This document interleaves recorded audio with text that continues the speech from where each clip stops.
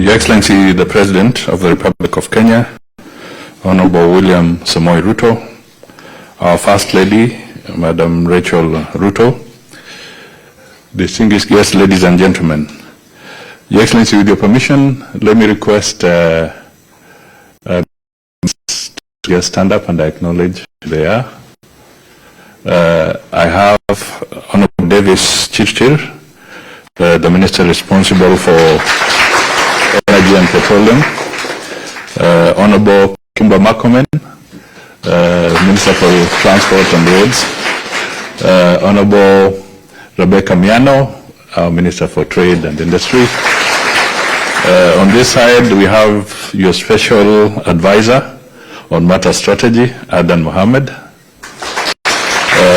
I think I should also acknowledge we have the Chairman of Safaricom, Adil Kwaja. Thank you. Your Excellency, I'll be very brief so that you can have ample time to engage with the Kenyans here. And indeed, I am happy to have this interaction with them. Yesterday, we had an opportunity to the leadership of Kija, at least the 4 or 5 representatives who were at the embassy. And I was very impressed. In their remarks, I realized that there's so much talent here. Unbelievable.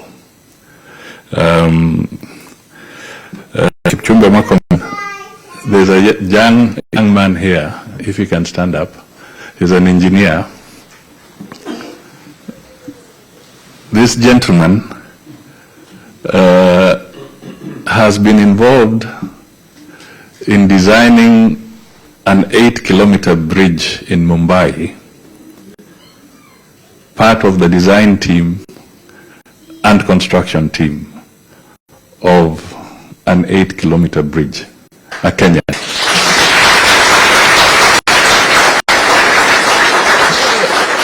You may want to watch him from Japan. I came across the young man who was speaking here, Geoffrey Owor.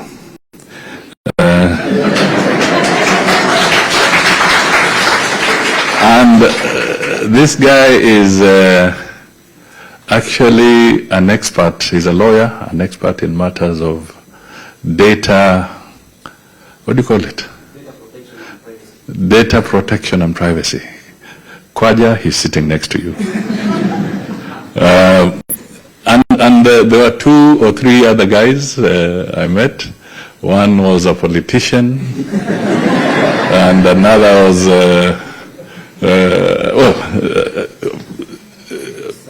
Said.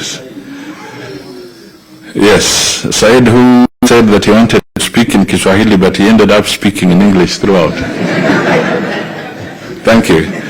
Your Excellency, I just want to say that it is great because your vision, the talk around the diaspora issues, is no longer talk because there is actually a state department under your government for diaspora.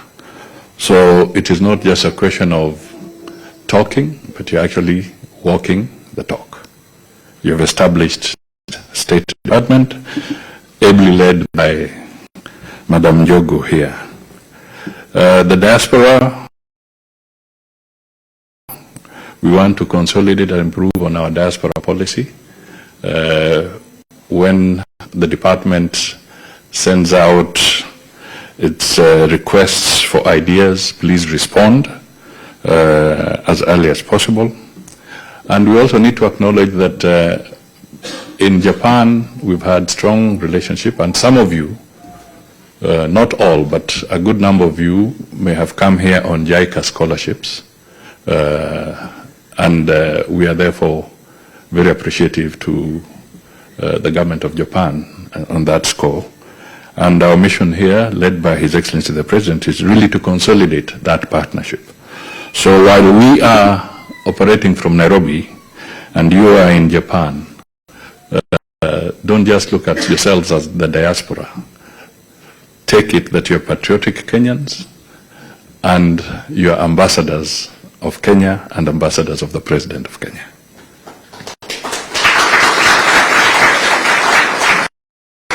So, Your Excellency, having said that, let me now take this opportunity to invite you so that you can address this very large and distinguished gathering in Tokyo.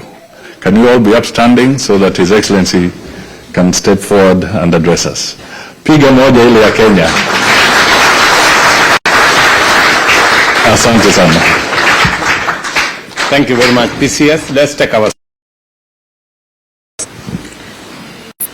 leaders present here from Kenya and Japan. Wakenya wenzangu hamjambo. Good evening. Very good. Sana.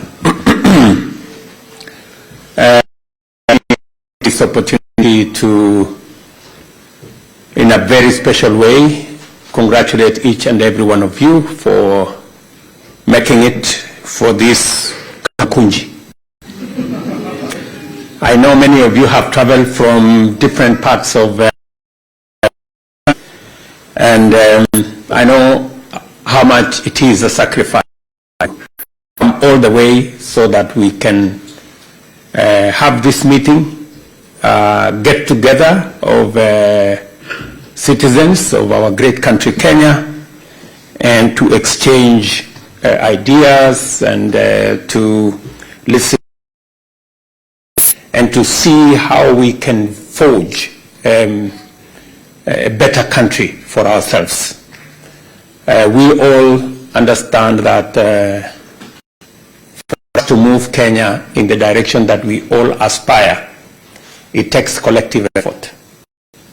It takes everybody's contribution. It takes everybody's understanding and coming together and that is required to move our country forward. I want to congratulate all of you for being wonderful ambassadors of Kenya in this country. I can say without a doubt that we do not have any adverse reports. I have met with many officials. Sometimes I go to some other places and I get complaints. I must say that we haven't filed any complaint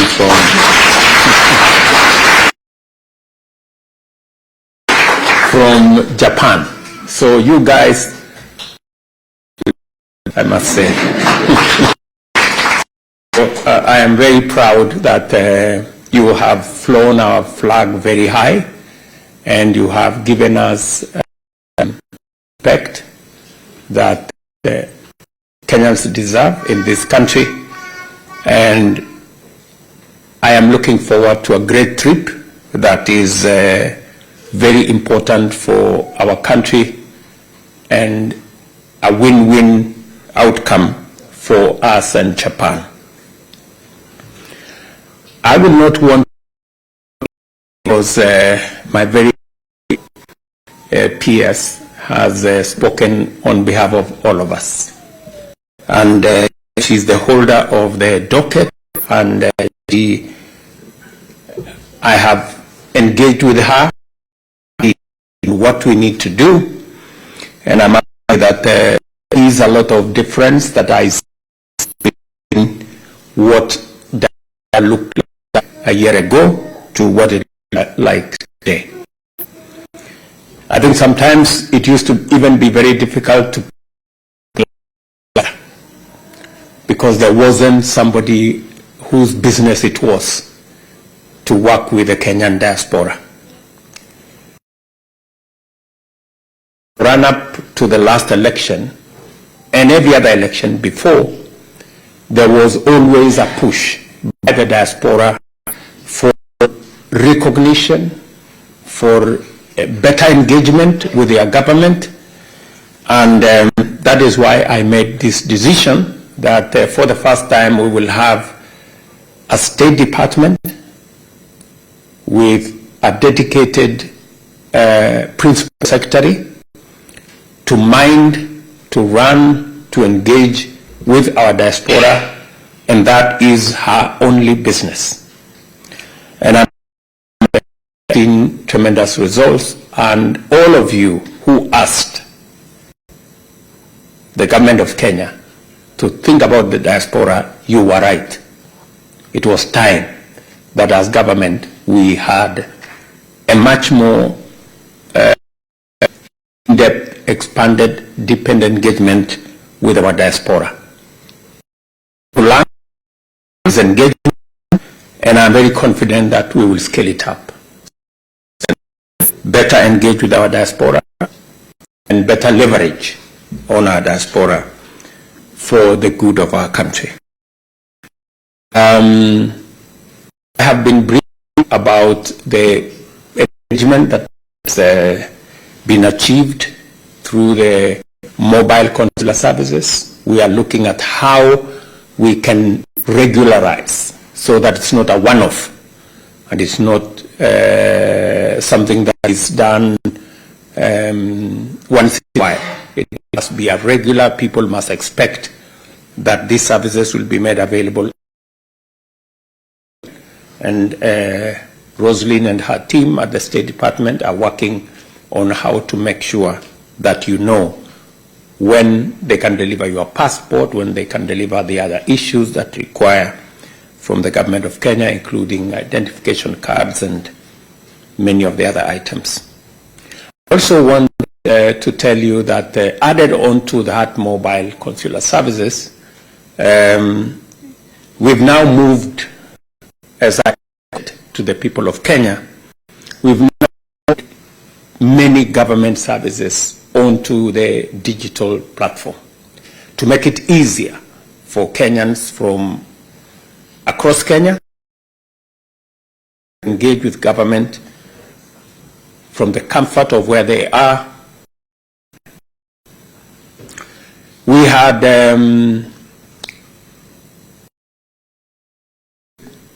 50 government services a year and a half ago. We have escalated that because I made a commitment that we would make sure that 80% of government services are online.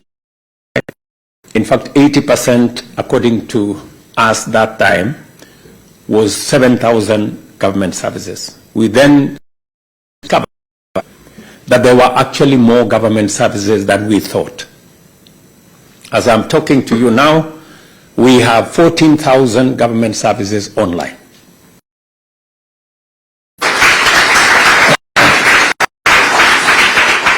And counting.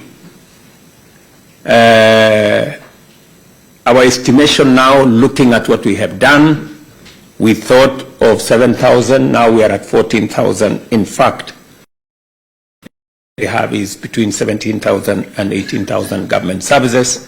We are continuing that journey until we make the government of Kenya fully digital. There will be a lot that will go into that. We will look at cybersecurity, we will look at many other components, and we expect to tap into expertise like what Prime Cabinet Secretary was saying here, of Kenyans living abroad who are experts and professionals, for them to work with us to see how we can secure our data. Geoffrey, you're listening? Yeah, how we can secure our data and how we can work together to make sure that services provided by the government of Kenya are seamless and uninterrupted. Added onto that space, and you know, of course, as we digitize government services, as is expected, there is a lot of resistance. We had something like 1,000 pay bills, you know. Now we have reduced the 3,000 pay bills to one, so that we can have sight of government revenue. The 3,000 pay bills across Kenya, some of them are in people's names, and they used to collect government revenue. And you know what happens when somebody collects government revenue? You may get a portion of it, you may get nothing. So we are, there have been resistance, but everybody now realized that we mean what we say, and therefore we are closing in to making sure that all government services are fine. You may have heard the latest about school fees in Kenya, or money that is by parents. And some of the monies paid by parents, for example, in boarding schools, because we provide resources for learning in all our primary schools and secondary schools, what parents pay. We are insisting because we realize that there are illegal levies charged by boards of management of schools that go into accounts that nobody knows. And therefore, we have insisted that all monies charged to Kenyans must be transparent. It must be in a place where we can account for. Payment of services in cash, because that is what we're trying to get away from. Any payments in cash is payment that are very slippery, very sticky, and sometimes we lose a lot of money. And I remember when we came into office in 2014, it was not possible to pay for any government service. And it was a tragedy that you couldn't pay for a government service with a credit card or with any other mechanism other than you putting together some money and going to pay. Now we have gone the complete opposite. Shortly, it will not be possible to pay for any government service in cash.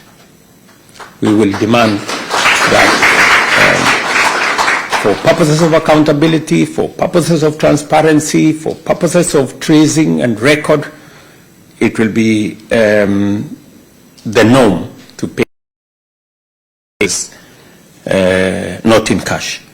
So again, we are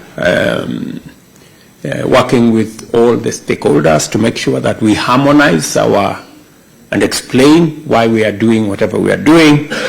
And I am very proud of the support of the people of Kenya in this endeavor. For example, I think the lawyers at some point had a problem of paying fees at the Ministry of Lands in the manner in which we were suggesting. But now we are agreed.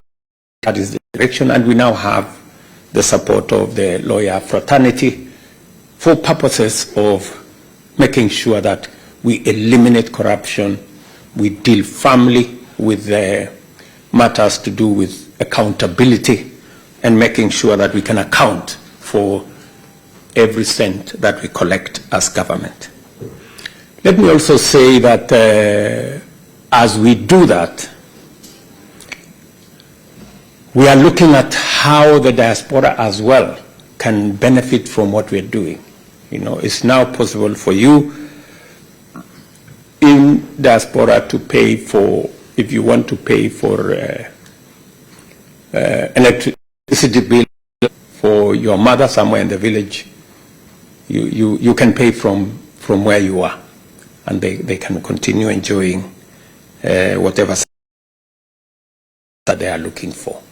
So that speaks to the whole of government, whole of its approach to services. It is my commitment also to and the Kenyan diaspora, because the Kenyan diaspora, the Kenyan human capital is a big resource, is a big asset. Just for your knowledge, we spend 650 billion Kenya shillings.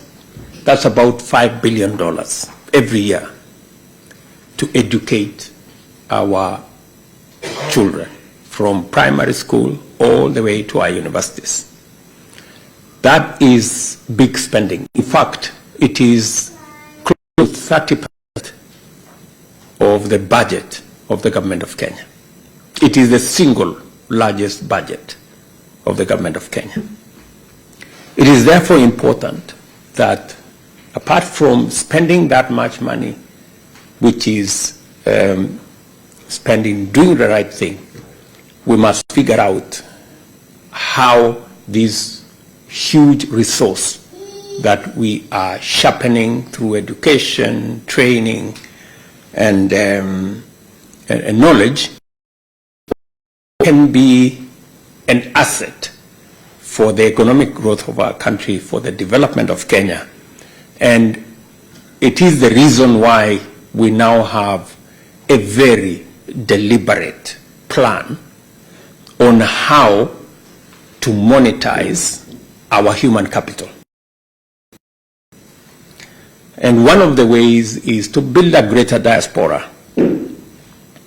Part of the instructions I have given to Rosalind and the Ministry of Labor is for them to framework, and it is one of the things that I monitor on a daily basis. My strategy office, execution office, led by Aden. It's one of the items on my radar as to building for Kenyans to have jobs locally, but also for us to connect high quality, skilled, professional labor. You count it in whatever currency. And so intentionally, we have to increase our productivity, our production, and reduce our post-harvest losses, and enhance our irrigation infrastructure. It is the reason why partly I am in Tokyo today, because we are planning program with the Japanese government on matters to do with rice, because among food items that we import, and it costs us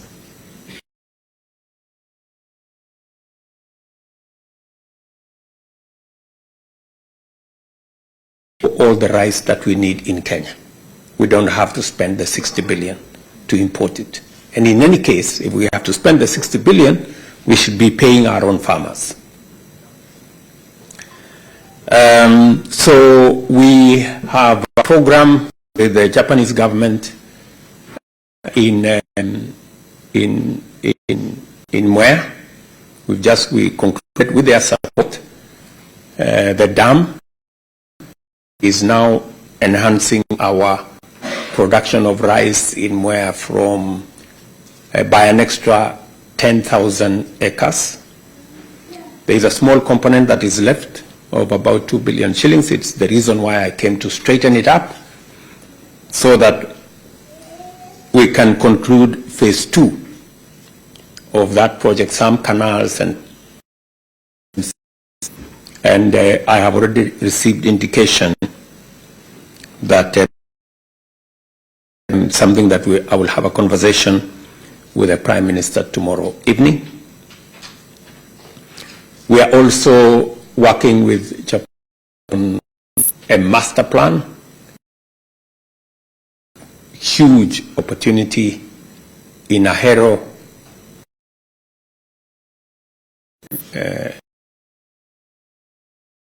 in Pekera, in Baringo, in Tana River, in Hola, in Bura, and in many other areas in Kenya. So that's the conversation we are going to have. They are supporting us to work out a master plan so that we can invest appropriately in that space. Secondly, we will be also having a conversation around mechanization.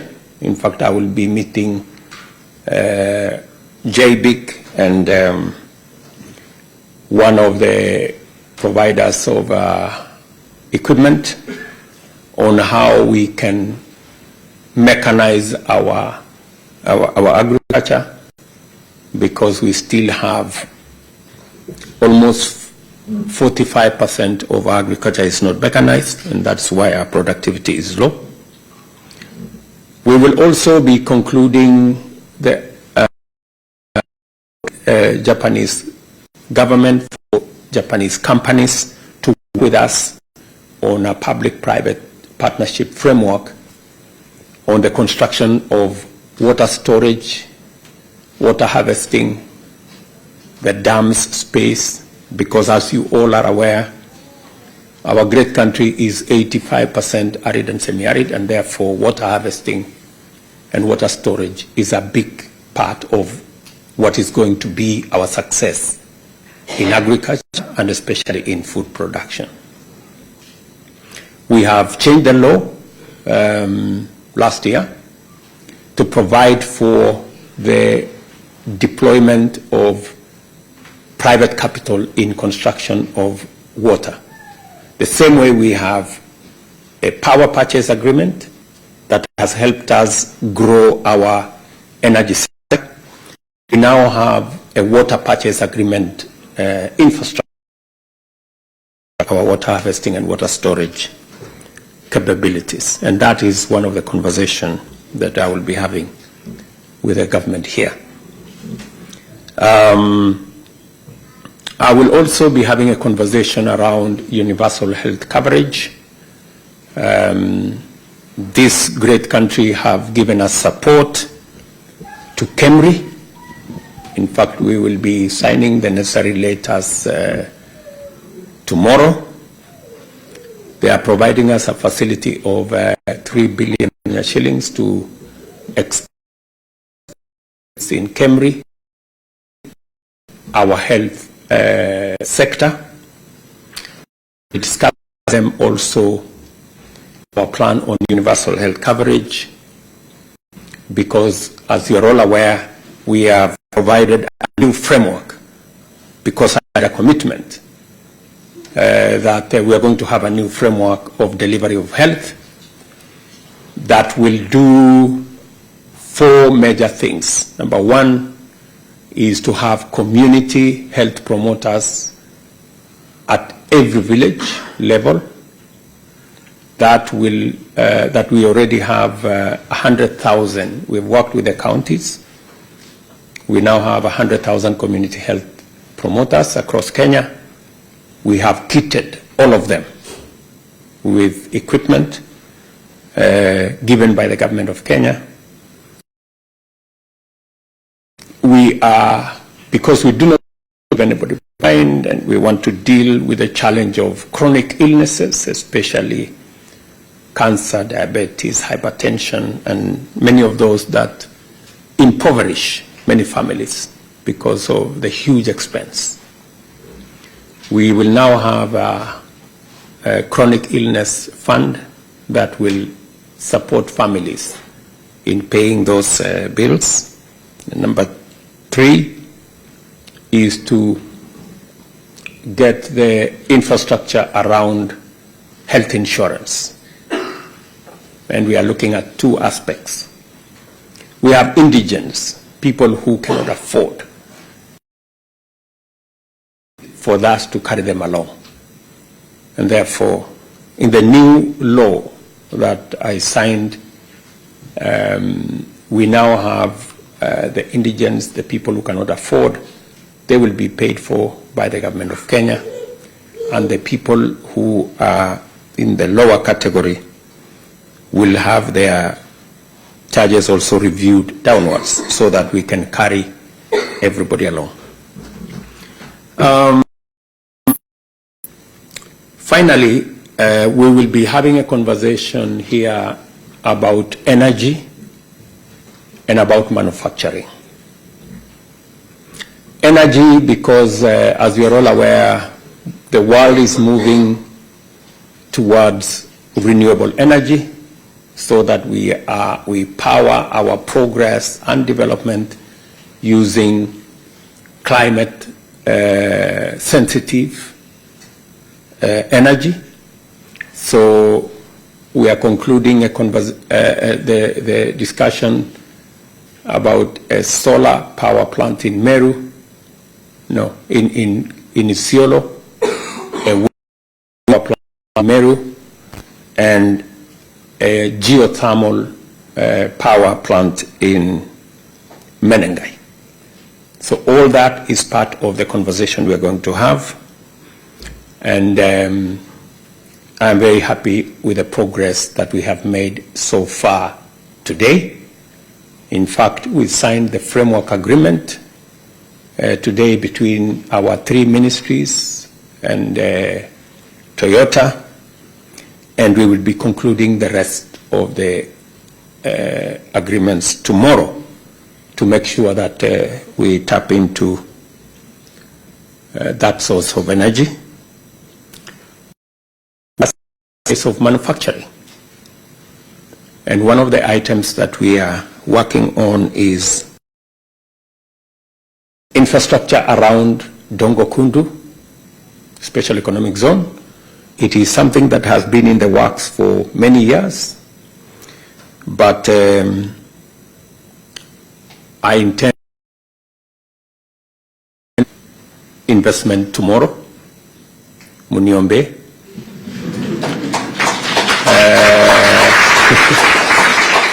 Because there was already an arrangement of about 37 billion shillings to do the horizontal infrastructure, provide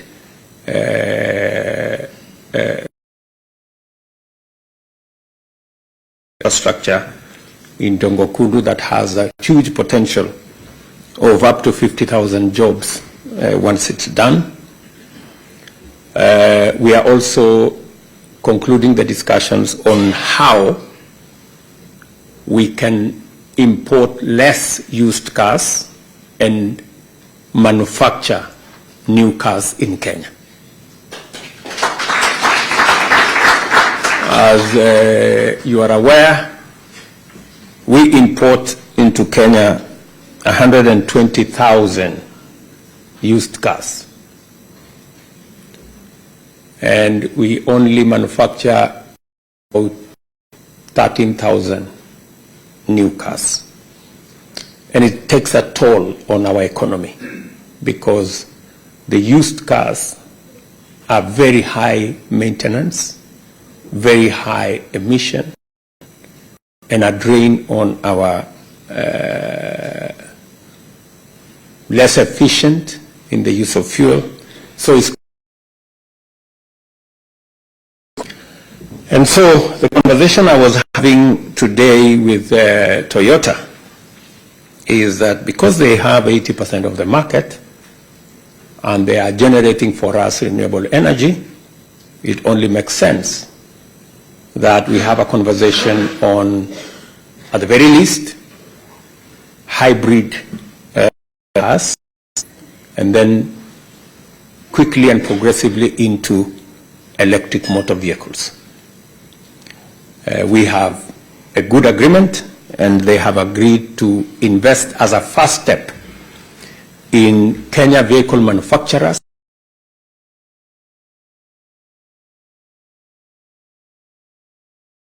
begin their assembly going into manufacture.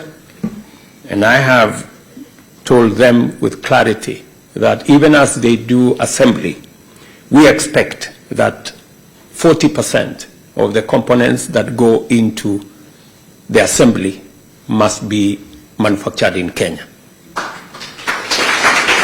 So that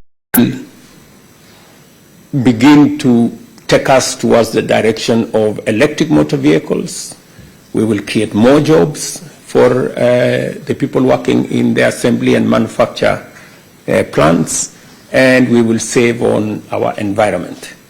So that is the conversation that hopefully I look forward to concluding it tomorrow, the Minister. So otherwise, good people, I could tell you more, but I know it's late and we have children in our so maybe I should stop there and maybe ask if there who any question.